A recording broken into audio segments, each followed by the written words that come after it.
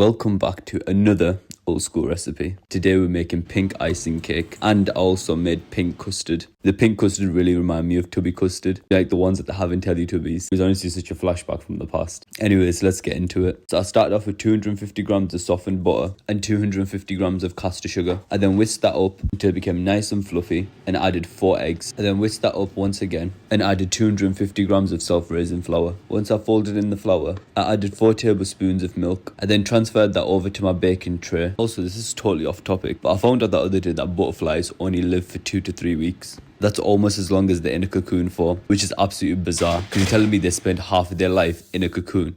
Like, what? Like, imagine just being asleep for half of your life and you're just missing it all. Sorry, let's get back to the cake. I baked the cake on gas mark 4 for around 30 minutes. Then I made this icing using 200 grams of icing sugar, 5 tablespoons of milk, and then I just thought I'd add my own little spin onto the cake using some freeze-dried raspberry powder, and I also added some food colouring just to make the colours pop.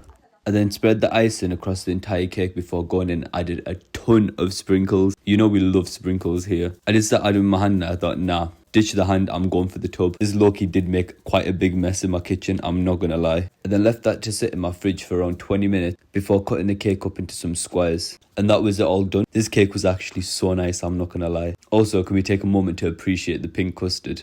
I just love it, honestly. Thank you so much for watching. If you're enjoying these videos, please leave a like and follow for more. Bye.